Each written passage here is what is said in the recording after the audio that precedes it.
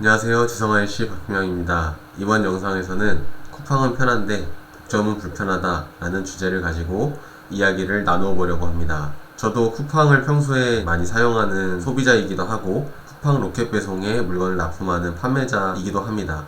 이 두 가지의 입장에서 좀 더 여러분들께 다양한 이야기들을 들려드릴 수 있을 것 같습니다. 이커머스 시장이라고 하죠. 이 온라인 유통 마켓에서 점유율을 많이 차지하고 있는 기업이 세 곳 정도가 있습니다. 첫째 네이버, 그 다음에 쿠팡, 그 다음에 신세계입니다.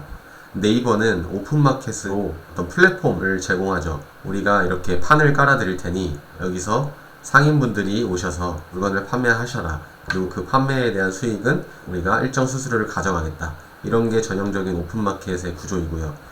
쿠팡 같은 경우는 이런 오픈마켓의 성향도 띠고 있고, 그 다음에 로켓 배송, 로켓 크로스라는 시스템을 가지고 본인들이 직매입을 하거나 혹은 물류대행을 해주는 풀필먼트 사업도 진행을 하고 있습니다. 이 풀필먼트는 쿠팡이 직접 유통사나 제조사로부터 물건을 매입해서 본인들의 창고에 물건을 쌓아놓고 주문이 들어오면 직접 물건도 배송해주고, 고객 문의 상담 같은 것도 직접 해주고, 반품이나 교환 이런 것들도 다 한 곳에서 진행을 하는 서비스입니다. 쿠팡 같은 경우는 아마존의 모델을 카피를 해서 벤처마킹을 해서 한국 시장에 도입을 한 상태이고요. 아마존이 그랬듯이 아마존도 처음부터 이렇게 수익 흑자가 나진 않았는데 쿠팡 역시 굉장히 어려운 길을 걸어오면서 쿠팡이 곧 망할 거다, 총알이 다 떨어졌다, 투자처가 없다, 이런 비난과 암울한 전망에 대해서 많은 사람들이 지적을 했었는데 지금은 상황이 완전히 반전됐죠. 그 이야기는 조금 이따가 다시 하기로 하겠습니다. 그리고 세 번째 신세계. 신세계 같은 경우는 이제 워낙 오래됐죠. 면세점, 백화점, 그 다음에 최근에는 G마켓 옥션, 이베이를 인수하면서 이커머스 시장에서 조금 더 본인들의 영향력을 발휘하기 위해서 인수에도 성공을 했고, 그 다음에 스마일 배송이라든지 이마트, 트레이더스 이런 본인들이 갖고 있는 사업체를 연계를 해서 좀 더 시너지를 내겠다라는 전망을 발표하기도 했습니다. 그런데 이 쿠팡의 상승세가 굉장히 지금 도드라지고 있죠. 최근에 기업들의 실적이 발표가 되고 있는데 쿠팡이 2분기 실적 발표에서 매출을 무려 7조 원 이상을 넘겼고 여기서 영업 흑자를 1940억을 냈다고 합니다. 기사를 잠깐 보고 가겠습니다. 서울신문에서 최근에 나온 기사이고요. 펄펄 나는 쿠팡, 맥빠진 백화점이라는 헤드라인으로 시작을 합니다. 고물가의 가성비 찾는 소비자, 편의점 업계 2분기 실적 호조, 쿠팡 매출 7조 6,749억 원, 21%나 오히려 전년 대비 증가를 했고요. 2분기 매출이 7조 6,749억 원으로 지난해 같은 기간보다 21% 늘어났다라고 명시가 되어 있고요. 이거는 분기 기준으로 역대 최고 규모고 영업이익도 1,940억 원으로 3분기부터 4분기 연속 흑자 기조를 이어갔다. 그리고 쿠팡에서 한 번이라도 제품을 산 활성 고객 수는 1,971만 명으로 지난해 같은 기간보다 10%가량 늘었다. 그리고 1인당 고객 매출은 약 39만 원대로 5% 늘었다. 이렇게 발표가 되었습니다. 이처럼 쿠팡의 상승세가 무섭게 올라가고 있는데요. 이에 대해서 대기업들도 긴장을 하고 있는 것 같습니다. 약간 신경 싸움이 있는데 얼마 전에 CJ 햇반하고 쿠팡하고도 이렇게 싸움이 붙었고 올리브영에 대해서 쿠팡이 공정위에 이제 제소를 하면서 저거 올리브영이 너무 독과점 아니냐, 불공정하다, 이런 문제를 제기하기도 했고 또 과거에 LG생활건강하고도 신경전이 있었죠. 지금 이 대기업들하고 같은 급에서 이렇게 싸움을 할 수 있다는 것 자체가 쿠팡의 입지를 설명을 해주는 것 같습니다. 이제 더 이상 과거의 어떤 쿠폰이나 이런 소셜 커머스의 쿠팡이 아니라 완전히 이제는 어떤 유통 공룡으로서 이 이커머스 시장에 굉장히 큰 발자취를 남기고 있는 것 같습니다. 쿠팡이 이렇게 흑자 전환을 계속 할 수 있었던 이유는 저는 쿠팡이 수수료를 많이 인상을 했고 그 다음에 본인들의 브랜드를 달아서 OEM 제조를 해서 PB 상품을 만들어서 수익 개선에 증대를 했다라고 생각을 합니다. 이게 무슨 말이냐면 쿠팡은 과거에 본인들의 입지가 좁을 때 수수료를 한 15% 정도밖에 받지 않았어요. 처음에는 일단 본인들이 너무 불리하기 때문에 일단은 이 시장을 먹기 위해서 뭔가 파격적인 조건을 내세워야 셀러도 모이고 소비자도 모이겠죠.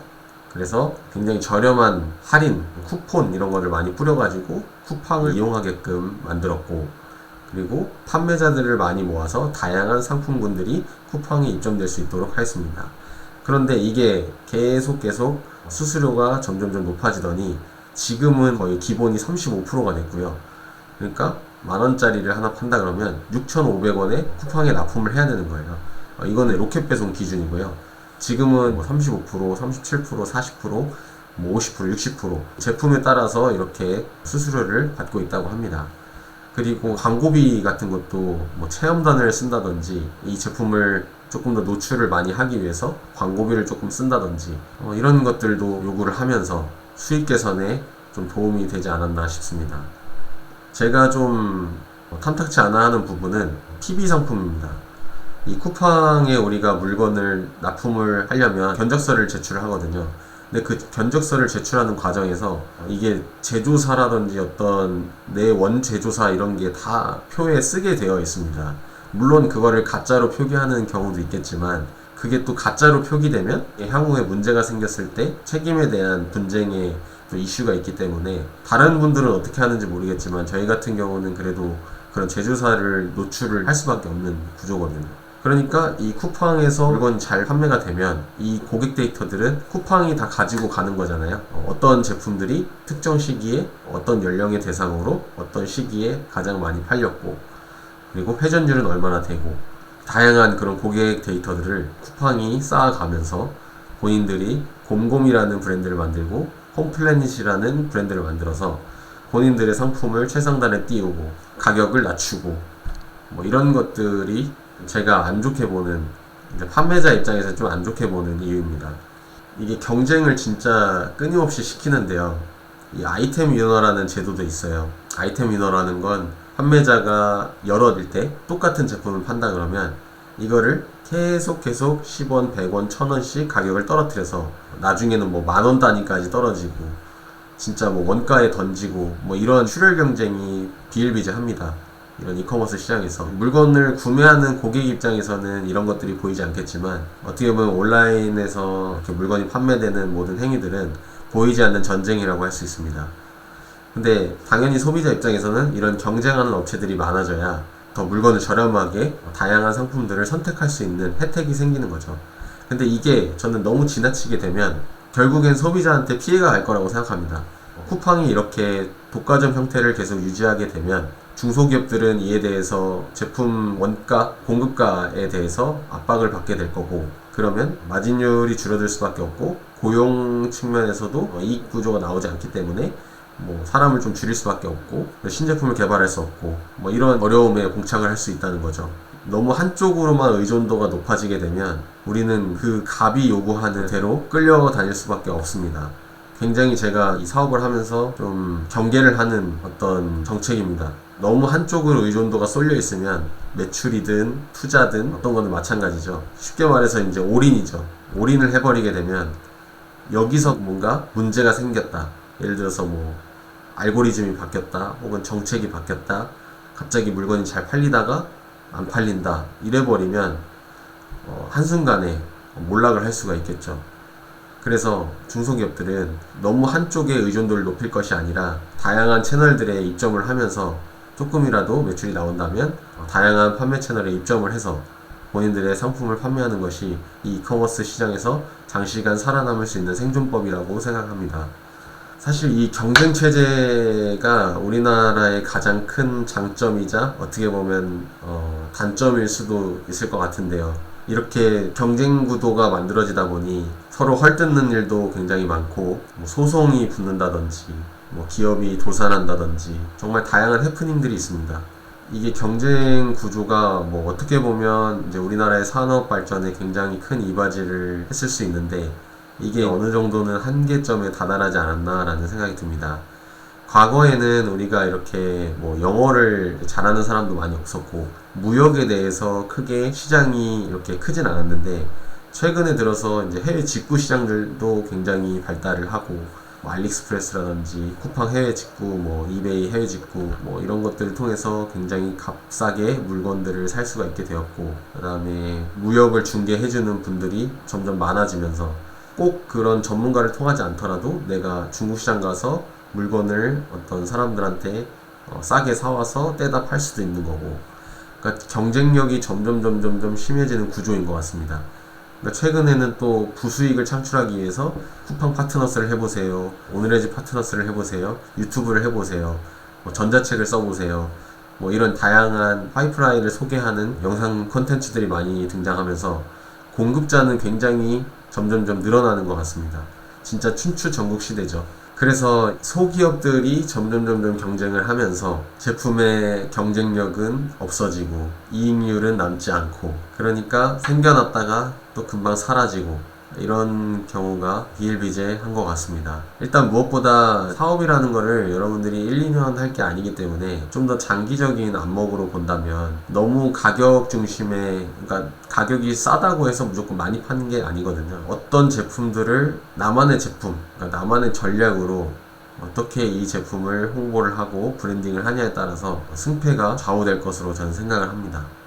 잠깐 뭐 딴 길로 이렇게 센 것 같은데, 결론은 쿠팡이 이제 어느 정도 자리를 잡아가면서 분명히 쿠팡이 가지고 있는 어떤 일자리 창출, 고용시장에서의 어떤 파워는 이게 뭐 정부에서도 무시 못할 정도의 수준이 된 것 같아요. 그런데 이런 기업이 한 번에 또다시 적자를 만들고 수익을 충분히 내지 못한다면 분명히 또 이거에 대한 또 사회 전반적인 영향이 또 있겠죠.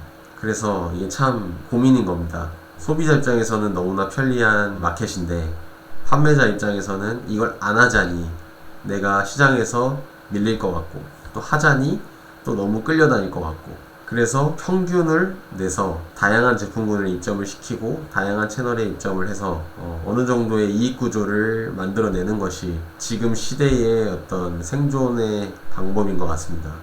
그게 여러분 사업가 사장님들이 해야 될 일들이겠죠. 오늘은 이렇게 서두 없이 쿠팡이라는 기업에 대해서 한번 이야기를 나눠봤는데요.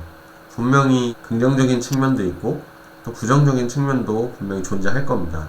앞으로 이런 쿠팡의 행보에 대해서는 우리가 조금 더 지켜볼 필요가 있을 것 같고요. 이제 판매자 입장에서는 쿠팡이 이렇게 좀 시장에서 너무 석권을 하는 것보다는 네이버나 CJ나 Q10이나 다른 판매 채널에서도 쿠팡을 조금 견제할 수 있을 만한 기업들이 어느 정도 있어줘야 서로 상생을 할 수 있지 않을까 생각이 듭니다. 긴 영상 봐주셔서 감사하고요. 여러분들도 또 이런 쿠팡에 대해서 뭐 의견이 있으면 자유롭게 댓글로 남겨주시면 감사하겠습니다. 네, 감사합니다.